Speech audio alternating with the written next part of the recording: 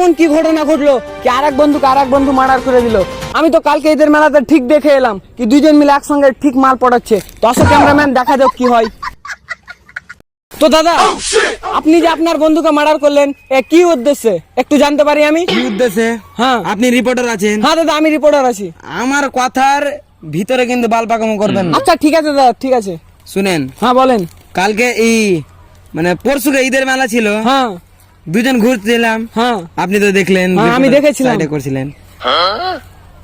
দুইটা বান্ধবী ছিল। হ্যাঁ ওকে বললাম, ও আমাকে বললো কি ওই মেয়েটাকে খুব সুন্দর লাগছে, পটিয়ে দে। হ্যাঁ, হ্যাঁ। আমি পটিয়ে দিলাম দাদা। হ্যাঁ, ওর তো হ্যাঁ। চেহারা দেখে এমনি পড়তো না। পটিয়ে দিয়ে বললাম কি তোর শালি টাকা দে, তো দাদা দিবে না। দিবি না। চেষ্টা করার পর কিন্তু তার শালিটাকে আমি কিন্তু পটিয়ে নি। হ্যাঁ হ্যাঁ হ্যাঁ।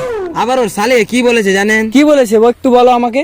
বলেছে গাঁজা খায়, তো বারান খায়, এগুলো খায় বলে আমার কাছে না কিন্তু ছুটিয়ে নিয়েছে দাদা। হ্যাঁ, তারপরে কি হয়েছে? তারপরে আমার অনেক রাগ, হ্যাঁ তার জন্য এসে একদম দিয়ে দিলাম মেরে। দাদা, এই মাটা তোমার কিন্তু ঠিক হয়নি, মোটেই ঠিক হয়নি। দেখেন, আপনি রিপোর্টার আছেন, হ্যাঁ। বেশি গাঁড় পাকামো করছেন।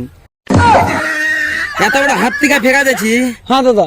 আর আপনি যদি কিছু বলেন কি না, হ্যাঁ। তো আপনার ফেকতে টাইমই লাগবে না। তো দাদা, একটা কথা বলছি, আমি এই কোনো ঝামেলাতে নেই, ঠিক আছে? আমি হলাম একটা রিপোর্টার, আমি দূর থেকে ক্যামেরা ভিডিও করি, আর আমি বাকি কিছু করি না। আপনি তো জানেন। তো ঠিক আছে, আপনার হাতে না পড়ে আমি ঠিক চলে যাচ্ছি। আপনি বলেই দেন ক্যামেরাতে, এরকম যদি বন্ধুর সঙ্গে করতে এরকমই হবে। ঠিক আছে। তো গাইস, ফাইনালি দেখতে পাচ্ছে মানে আজকালকার পরিস্থিতি যা চলছে দেশে, কি এক বন্ধুকে আরেক বন্ধু মার্ডার করে দিচ্ছে। তো আপনারা সতর্ক হয়ে যান, বা কোনো তোমার ফ্রেন্ড নম্বর ছেলে ওকে নম্বরটা দিয়ে দিবা, না তো এইরকমই অবস্থা হবে।